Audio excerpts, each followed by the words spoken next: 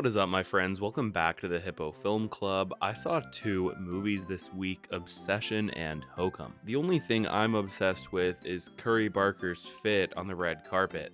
Oh, I've got so much aura. Oh, I used to be a TikToker and now I'm like a massive blockbuster movie director doing Texas Chainsaw Massacre. Screw you, dude. Obsession was absolutely incredible. It took me aback multiple times. Like, I audibly gasped at certain moments, and movies just don't usually do that for me anymore. I think this movie was written so brilliantly, and Ende Navarrete is iconic. I haven't actually seen Superman and Lois. I know she had a bit of a cult following from that show, but I was not familiar with her. She is incredible in this movie. She is on her way to stardom. That gif of her was going viral on Twitter. Everybody's in love with her. I'm in love with her. I'm free every single night. When you're making a movie with the plot of Obsession, it's so easy to lose sight of what a movie like this is actually about, right? That Nikki is the victim. Nikki is the one that was robbed of her autonomy. And depending on how you approach the horror, you can lose sight of that. But what I really appreciate about Obsession is that they lay it on pretty heavily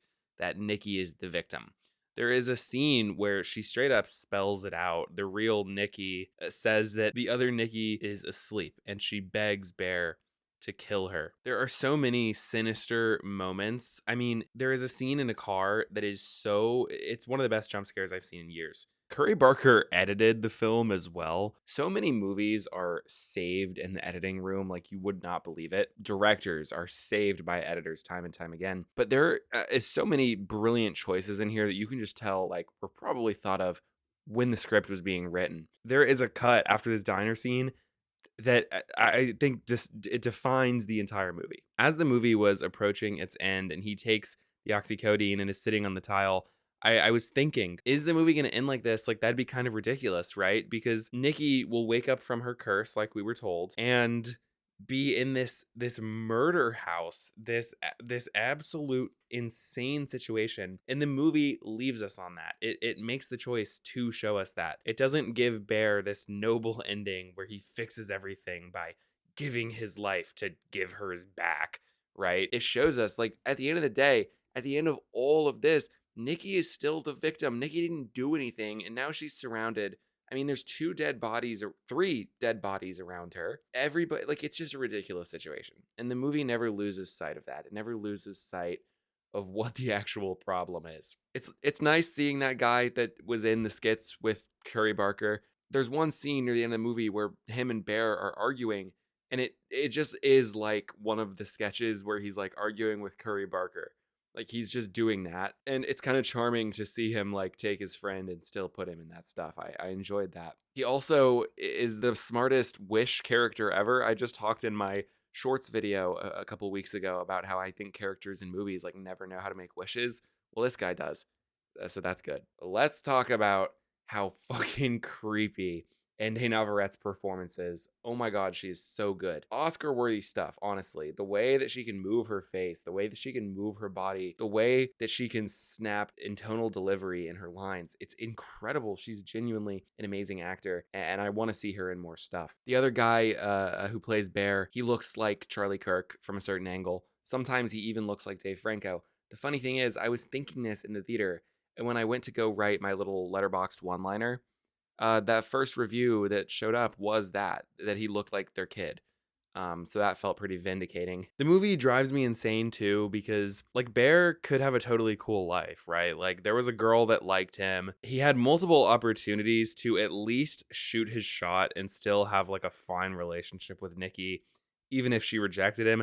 I mean, she literally gave him that in and he couldn't bring himself to do it. And it's like, dude, she was inviting this guy into her life. Let's not forget, she calls him to ask if he's still coming to trivia.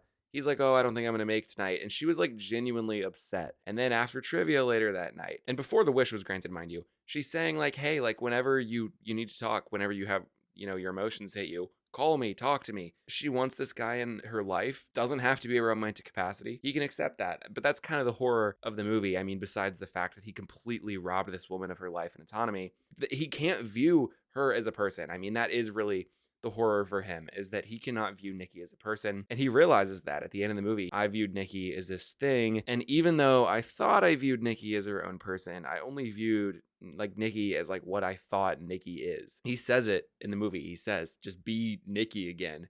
And she says, I can't. You wished for this. And I thought that was good because if you want Nikki to be Nikki, then you have to approach her true emotions for what they are.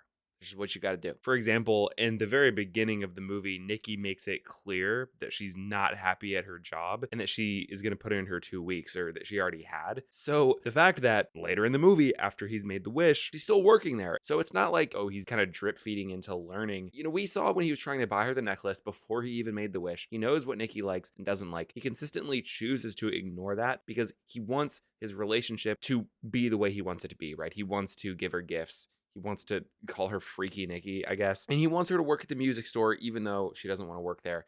And so she does. Obsession is a really good looking movie. There are so many shots of Nikki where she's like in the dark, but being illuminated by natural light that look incredible. I really am a fan of when the cinematography in a movie is very focused on like reflecting color off of a certain character's skin. I think of Moonlight, you know, that line, in the moonlight, black boys look blue, and them painting that throughout the entire movie and using that to paint his emotional journey. I felt like Obsession has some of that. The way that Nikki is lit, the way that Nikki is shot throughout the movie is really engaging. Speaking of gorgeous cinematography and lighting, though, we have to talk about Hokum. First off, I have to say, I love Adam Scott's performance in this. Big fan of Adam Scott.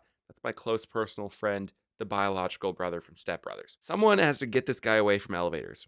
Adam Scott, it's time to take the stairs. Hokum is really interesting. It is a movie built on atmosphere. It's less jump scare, uncomfortable situations, intensity, more slow burn, hanging on shots of hallways, corridors, shadows, rooms, furniture, dolls, all those sorts of things. They love trinkets and doodads and trying to find creepiness out of that, and I can appreciate that. Hokum also, I had like 4 different times where I thought that I had figured it out. I was like, oh, okay, this is where it's going. Oh, this is what's about to happen. And then they completely pull the rug out. And of course, that could just be me thinking I'm smarter than I actually am. But from my perspective, it felt like they were purposefully trying to make you think that you had figured it out. I earnestly thought the reveal for a bit was going to be that the entire hotel staff was pulling a prank on Ohm. Hokum, if you will. Oh, that's why they call it that. I think that the movie wanted you to think that's where it was going, to kind of get your expectations to a certain point. That ties into some of the musings that the movie has about art and external factors affecting that, you know, trauma and life experiences. There is a certain factor to think about. Okay, this movie is just like, okay, this dick learns how to end his book better after like 2 women die and a hotel burned down. Whip-de-doo. I really like how they used Ohm's writing as a framing device. The movie cold opens on this desert scene. I mean, for a second, I was like, wait, is this the right movie? It's him writing this Conquistador book series. That's the ending of the trilogy. And it's a very bleak ending. There's this MacGuffin in a bottle, and there's an adult and a kid. They have to open the glass bottle, but can't. So he wants to smash it against the kid's head and open it. The kid dies, but then the bottle doesn't open. The guy wanders in the desert and dies anyway. And then later at the bar, right, Fiona comments on how that's so bleak and he gets defensive. Later on, when they're stuck in the room together, as the second half kicks off, I'm thinking, okay, maybe he's going to find a way to use Fiona's head to get out, but then fail and still die, just like how his book was going to end. That would have been a really heavy-handed ending. I wouldn't have loved that. But again, I think the movie was trying to do that. I think it was trying to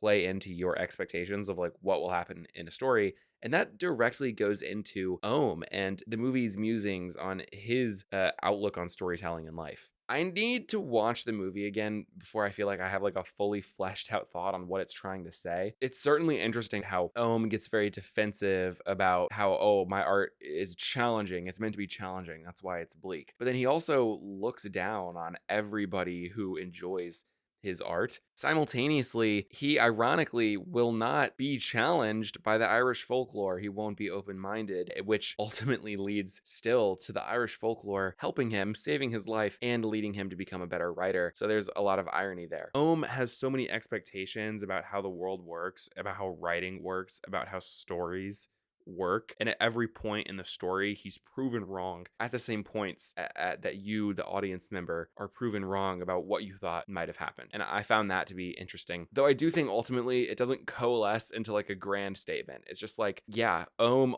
ends the journey. Instead of having someone die, They just hug each other. That's all I needed was a hug. He got it from his ghost mom, and he had his characters hug. Maybe isn't even Ohm forgiving himself for what he did to his mom, but it's just him accepting that he can still move on from that chapter, that it doesn't have to paint how he sees his life. It doesn't have to paint how he writes every story. Hokum really shines in its second act once it's locked into a smaller setting. It feels almost interactive. You, the audience, trying to figure out how to get out as Ohm is, like I said, constantly thinking like, oh, this is where that's going. Oh, this is what's going to happen. It's an interesting movie. And it does have a few jump scares that I think it uses very effectively. My problem with jump scares is when they don't actually have any weight in the scene, and that's where Hokum and Obsession actually both do a great job. Every jump scare in each of these movies, well, most jump scares are actually important to like what's going on. They give context. The one that I really like in Obsession, he gets woken up after his first full encounter with the witch,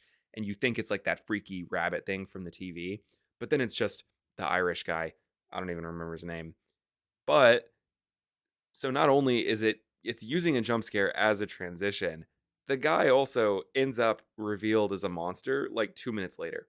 So you're visually kind of teasing that and reinforcing that. And I think that that's really, really cool. If you enjoyed that and you haven't seen Damien McCarthy's other film, Oddity, definitely check that out because it'll be right up your alley if you enjoyed Hokum. That's going to be it for today, though. Definitely go check out one of my other videos. My shorts one, I have another one where I talk about Pizza Movie and roommates. It is the best way to support me if you enjoyed the video. I also want to give a huge shout out to my members, Kat McKee and Mick Snickerbottom. Thank you so much for supporting the channel. It means the world. Other than that, have a great day or night. Hippo out.